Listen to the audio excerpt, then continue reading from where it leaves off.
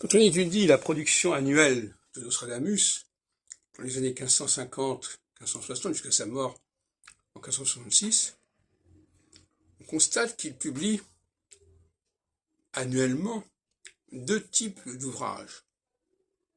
Il y a une tradition qui veut que ce soit ainsi, au niveau de l'édition. Il publie un almanach mensuel, donc comportant 12 secteurs, qui est accompagné d'ailleurs de quatrains, de 12 quatrains, ou 13, je ne sais pas. Mais en même temps, ça il le fait, je pense, à la fin de l'année. Mais en même temps, il publie aussi des pronostications qui fonctionnent de saison en saison, donc sur une base 4.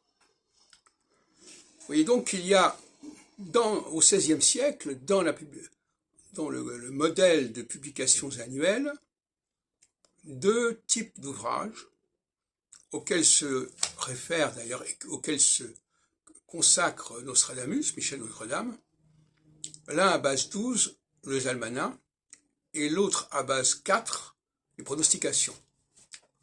La pronostication commence évidemment au printemps et les almanachs au mois de janvier. Ce qui signifie que, d'une certaine manière, nous avons 2 traditions parallèles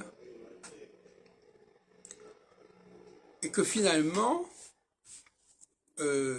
l'almanach l'aurait emporté sur la pronostication. Je précise entre parenthèses que c'est dans les pronostications qu'il y a une vignette sur la page de titre, alors que ça n'est pas le cas dans l'almanach, paradoxalement. Et par conséquent, les éditions de 1555-1557 comportent des vignettes, justement, pour les centuries, pour les prophéties, comme on dit. Ce qui veut dire qu'elles empruntent aux pronostications. Mais en même temps, à l'époque, dans les années 1563, etc., il y a de faux almanachs Nostradamus qui empruntent aussi à la vignette de pronostication.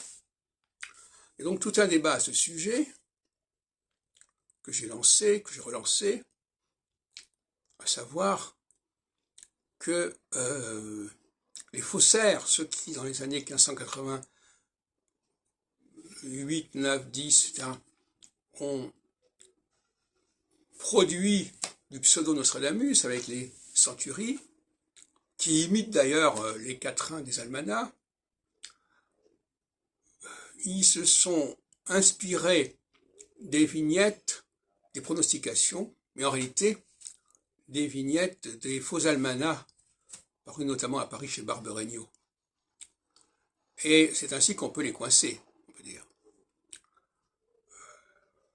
À ce propos, je terminerai là-dessus, la démonstration iconographique me paraît extrêmement importante.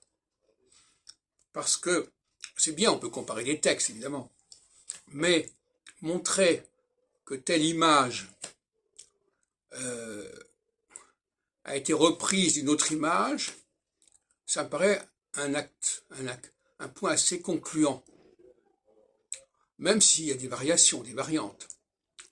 Mais j'ai toujours pensé que la confrontation des images était un élément décisif pour la recherche.